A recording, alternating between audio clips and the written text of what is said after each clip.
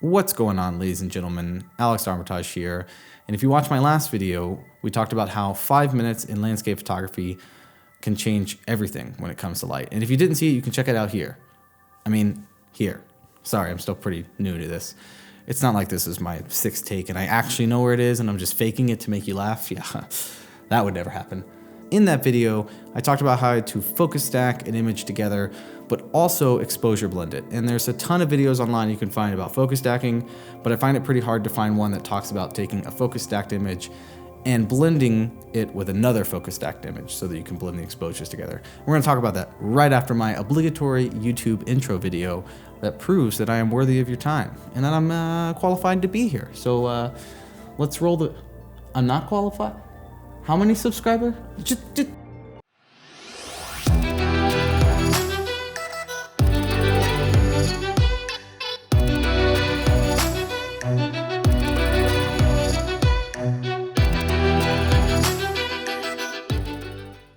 When I go shoot sunset or sunrise, a lot of the times I'm taking multiple exposures just in case I need that extra dynamic range to edit and post later. Sometimes I don't use them, but a lot of times I always take them just in case. However, I'm not using focus stacking that often, unless it's a composition exactly like this one. As you can see in our shot from last week, this is a prime time to use focus stacking. We've got objects in the foreground that are close to the camera, middle, and background that we all really want to keep in focus, but it's actually impossible to take this shot no matter what your aperture is and keep everything in focus. So what we have to do is focus stacking. And that means I took a shot here with this as the focal point, a shot here with the rock as a focal point, a shot here with the midground as a focal point, and a shot here with the background as a focal point. And then I could blend them together. And in this particular example, the light is not very wide in dynamic range, so I could actually just use that as what I ended up editing together. However, this is the image we're going to edit today. And as you can tell, the dynamic range in it is much wider than the last image. We've got a nice, well-lit background, but no light in the foreground. And typically, I would just take this image and blend it with a brighter image. But then I don't have anything in focus. So the best way to go about this is exactly what we're talking about. I'm going to take the 4 images, focus stack them, and then I'm going to take the 4 other images of a different exposure and focus stack those and merge them together. So let's get into it. So the first thing you're going to want to do is go into the Develop tab and do a preliminary edit on your image. What I mean by that is you're kind of just preparing the image to be taken into Photoshop. So that means like correcting the white balance, maybe removing a little bit of sharpness that was added, changing some saturation. Here, I'll show you what I mean. So for me, I moved the color profile from Adobe Color to Adobe Landscape. I changed the white balance a little bit and I removed some sharpness. Some other stuff you can do is enable profile correction based off of your lens or remove chromatic aberration. And once you have that set for your first image, you're going to want to select all of them by making sure the first image is selected, holding Shift and clicking on the last image and clicking on Sync and then hitting Synchronize. Now all of your image have the same white balance and they're ready to be taken into Photoshop. So now that we've done the preliminary edits on the image, they are ready to go into Photoshop. I'm actually going to use the brighter image as our example because it'll be much easier to see the focus points that I need to blend together in the brighter image than it would be the darker one. So how I'm going to do that is I'm going to select the one of the brighter images, and then I'm going to select the other 3 by holding Command on a Mac or Control on a PC and selecting those. Once I've done that, I'm going to right click, go to Edit In, and Open as Layers in Photoshop. That will open up Photoshop and it'll bring all those images in and stack them on top of each other. The first thing you're going to want to do when Photoshop opens is to select all the layers and align them together. And the reason you're going to have to do that, even though if you are on a tripod, is because when you focus stack, the size of the image changes just ever so slightly between different focal points, as you can see here. So what we're going to do is just like before in Lightroom, we're going to select the first image. I'm going to hold Shift and select the last image. I'm going to go to Edit, Auto Align Layers. And then I'm just going to select Auto and hit OK. So once you have all your layers aligned in Photoshop, this next step is very important, and that is to match the layers in Photoshop to how you are going to stack the image. And what I mean by that is I want the top layer in my layers panel to be my first image in my focus stack, which will be this focal point here. And then I want my next layer to be where the rock is, and so on and so forth. Currently, the top layer is my background image, where the background is the most in focus. So I'm going to move that to the very back to be the background. And then I'm going to do that with the rest of the images here. And there we go. Now this top image should be the image where the very front part of the photo is in focus, and it looks like it is. So I can hide that and then move on up. And I can hide that and move on up. I'm just checking the focus here, and it looks good. So that is correct. Now you're going to notice some images got smaller when we did that alignment, but that's okay. We can handle that later with the crop tool. So now that we have all of the images layered like we want in the layers panel to edit the image and blend it together, we can start the next step. But you might be asking why I'm not selecting all of our layers now, going to edit and going to auto blend layers to automatically stack them using Photoshop's tool. And that's because in my experience, when I'm trying to blend two exposures together at the final stages, they just don't match up. The way that Photoshop adds the masks and manipulates the images, they just won't stack correctly, and it just doesn't look right. I've also had hit or miss experience using this depending on the image, and most of the time if I just manually do it, it's not that hard, and the results are usually a little bit better. So that's what we're going to do here. The next step is going to be adding a layer mask to our top image, which remember is where our focus is the closest in the image. But we're not going to fill it with a normal mask, we're going to fill it with a mask with black, and to do that you're just going to hold Option or Alt on a PC and click on the layer mask button. Now it's filled with black. That means that the image is basically not being shown currently until we paint it with white. So if I turn this off and on, you can tell that it is not there. Now something I'm going to be doing throughout this tutorial is turning this layer mask or the layer mask on the below images on and off so that, let me show you really quick, so that I can kind of see where the focal point starts to shift. So right now the layer mask is on, meaning I cannot see my first image, and then it's off, and as you can tell, hopefully over YouTube, you can tell that this part is sharper. Now I'm going to be doing that throughout the image. However, I hate having to come over to the layers pad and hold shift and click on this to turn it off and on all the time.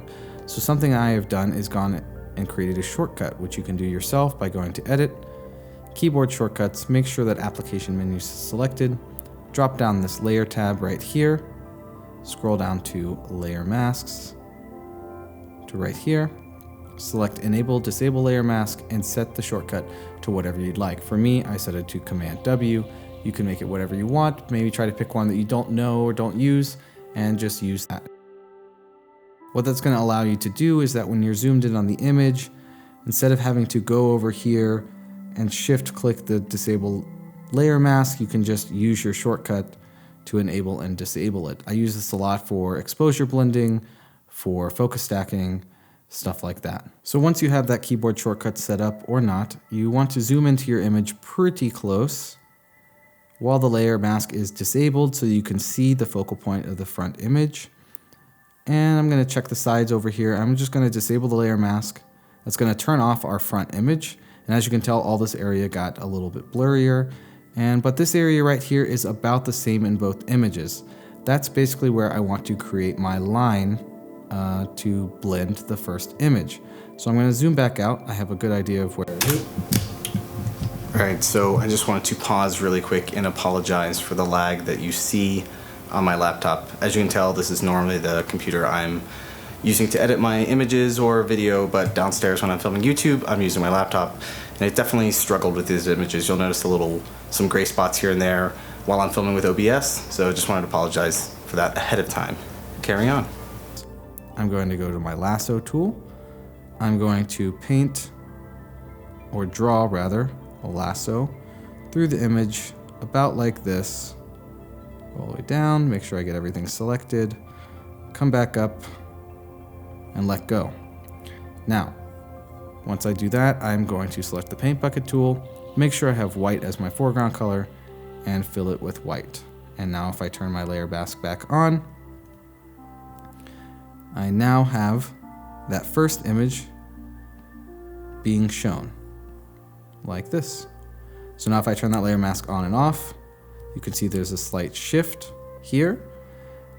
So let me turn the layer mask back on. Let me hide that front image. So now as I'm enabling the front image, the only part that we're seeing of that front image is just this. That's all it's being shown. So that's all it's being shown through. And that looks pretty good. It looks like it's sharp right here, it's sharp right here.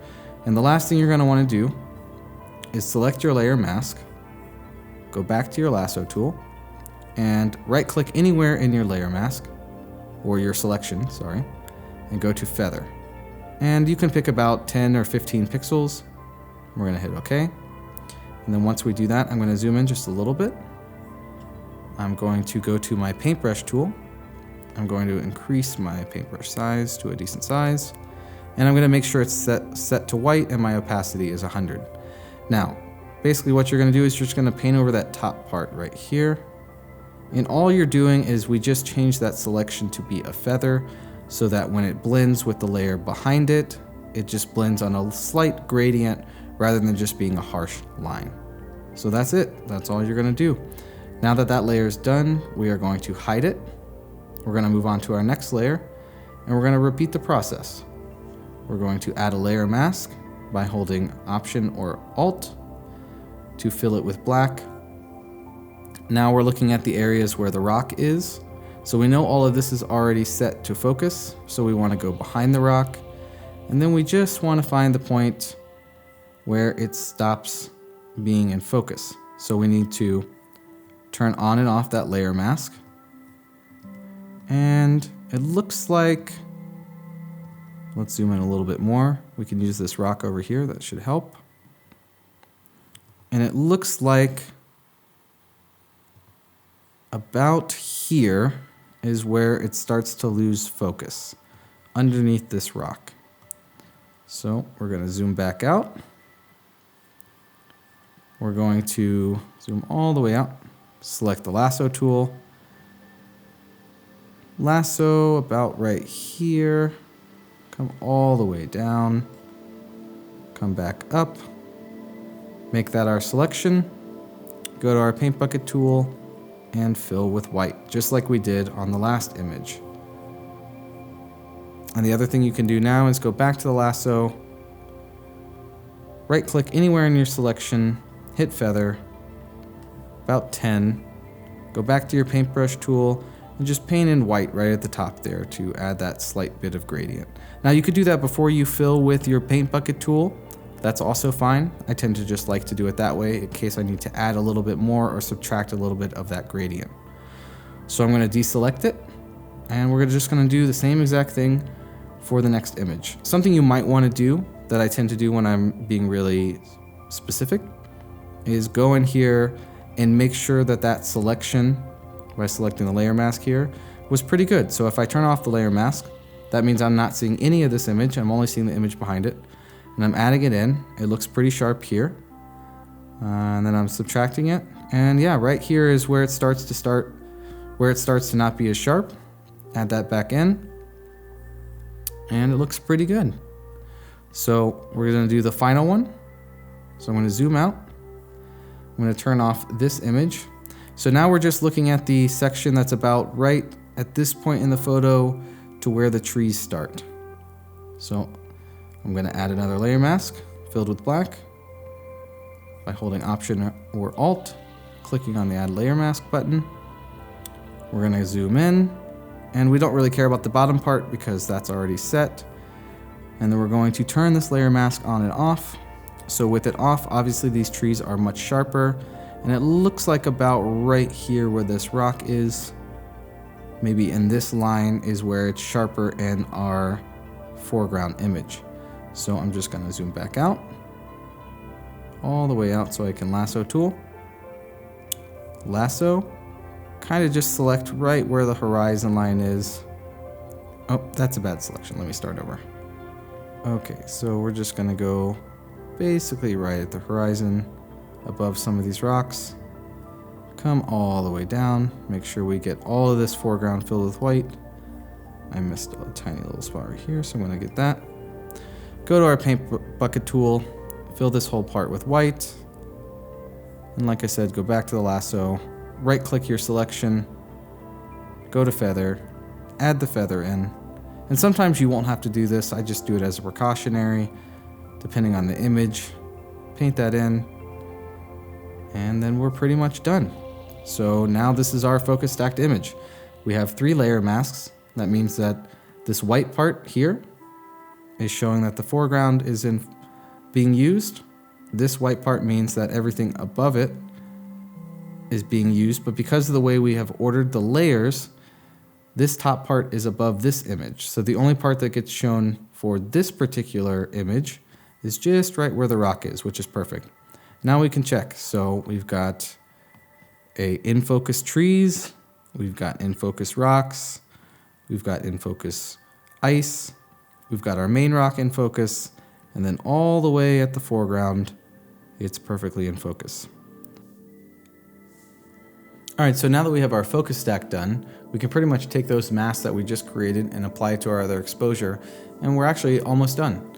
So the first thing you're going to do once you have that done is go back into Lightroom.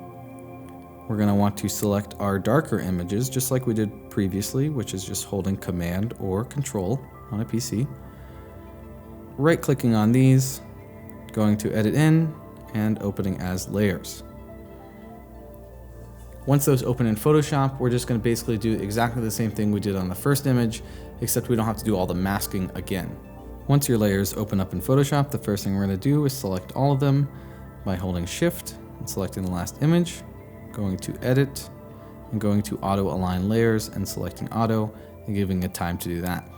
Okay, so once your images have finished aligning, remember to reorder them just like you did on your other image, with the background being the last layer and the foreground being the first layer, like this. So now I have my foreground as the image in focus. That looks correct. And the last step we do is we are going to go into our main image. We're going to select these three images, right-click them, go to Duplicate Layers, and then we want to select the other document that the darker images are in, which happens to be the name of this image. That's going to take a second. All right, so once those images have loaded into your other panel, you now see you have 7 images in here. You have the 3 you just moved, the 4 for the dark image, and all we're going to do is move the top mask to the top image of the dark photo. We're going to move the next mask to the one right under it, and we're going to move this mask to the one right under that. And now we can actually just delete these out of here. Delete selected layers, yes. And now we should have a stacked, focus stacked, dark image that looks pretty good. And we can check that really quick. It looks like this is pretty good. Let's check the rock. It looks pretty sharp. Let's check the background. Looks pretty sharp all the way through. Let's make sure I turn all these off. Yeah. Looks great. Now the last step is you just save both images, and you can leave them layered like this, or you can compress them, merge them down to just one image. For this example, I'm just going to leave them exactly how they are. Let me make sure I have them both saved. Now that both images are saved, I'm going to go back into Lightroom, and we have our dark image that's stacked here and our light image stacked here. So those are the 2 images we just did, and I'm just going to select both of those and do exactly what I did before. Go to Edit, Open as Layers. Now you could technically just duplicate your layers over to one of the other images that you just had open. But for me, I like to save the stacks in case I ever want to go back and edit them, and then I can work from there. And then this way I have another file that will use the 2 blended together. So now that I have them both in here, the final step, as a just in case, is to select both, go to Edit, go to Auto Align Layers, hit OK, let it do its thing, and then you're pretty much done. Now let's check it out. So if I zoom in here, it looks like these 2 images are pretty spot on when it comes to being aligned correctly. Everything looks like it's in its right place. And that's it. Let's check the foreground just in case. Everything looks like it is aligned really well. So that's pretty much it. You just watch us take 4 images, focus stack them together of one exposure, use the layer masks of that on another exposure, and get everything nice and tidy, and then now we can use those 2 exposures that are perfectly in focus to create an image like this one.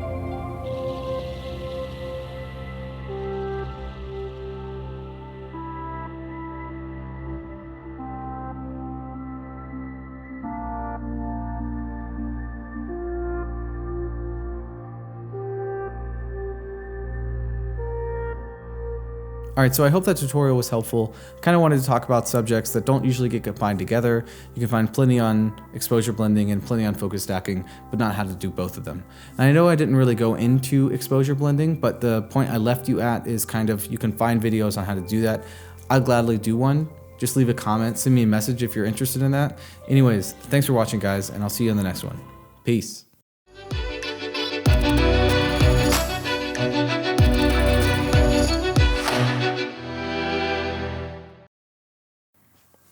Do do do do do do do do do do do. Boom boom boom boom boom boom boom boom.